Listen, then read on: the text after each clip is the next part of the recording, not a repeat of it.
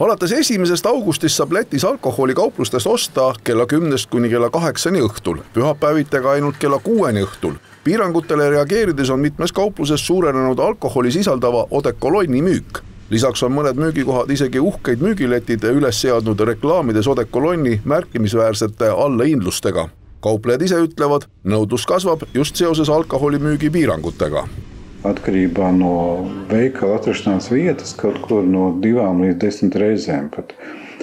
Un ir gan tie klasiskie, gan trīskāršie, gan tagad ir parādījies arī jauns inovatīvs dzēriens, 60%, kuram ir mazāk smarža. Pašlaik jau izplatītākais ir citroniņš, ja, bet tagad ir arī tādi.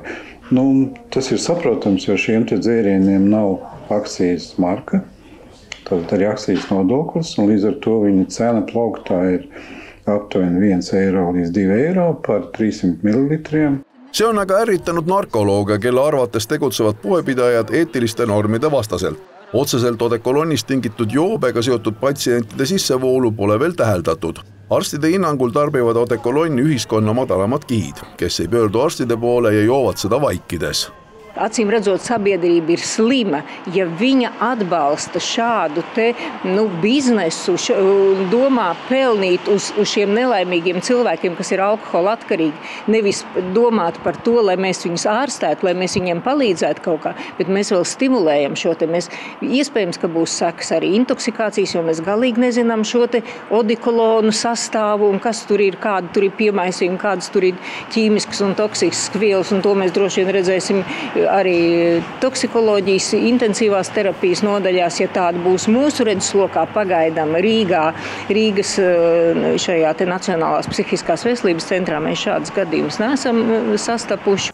No Lätis on sellise surrogat alkoholimüük tänu alkoholimüügi piirangutele suurenenud. Minu käes on selline klassikaline surrogat alkohol, mida siis kutsutakse trainoi ehk siis eesti keeles 3-kordne ja mis on väga levinud olnud kunagi aastaid tagasi ka siin Eesti territooriumil. Aga kas praegu ka ikkagi seda ostetakse, sest et tegelikult on ju odav selle pudeli sain kätte 2 euroga. Piiranguid selliste toodete müügil meil ei kehti, seega selliseid võib leida poelettidelt vabalt. Iseasi, kas kaupmehed seda müüa soovivad. Värske statistika räägib sellest, et probleem surrogaatidega on jäänud minevikku.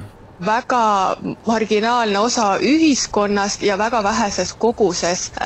Näiteks oli toodud näide, et varjupaiga teenusel konfiskeeritud alkoholist oli siiski tegemist alkoholsete toodetega, mitte sellise surrogaatsete alkoholitoodetega nii-öelda. Ja samamoodi leidis Kanter Emor, et kuna selline alkoholi kogus nii-öelda, mis selliste surrogaatsete toodetega ära tarbitakse, on tõesti nii marginaalne, et see kajastub 0,00 midagi protsendina kogu tarvitamisest. Eestis on olnud diskussiooniks sellistele toodetele müügipiirangutel loomine, aga see kõik on tänaseks raugenud. Kui kosmeetikatoode on toodud Eesti turule vastavalt kosmeetikamäärusele, seal on märgistus kui kosmeetikamääruse kohane, siis seda ei loeta alkoholseks joogiks. See tähendab, et sellele ei rakendu alkoholiseaduse piirangud.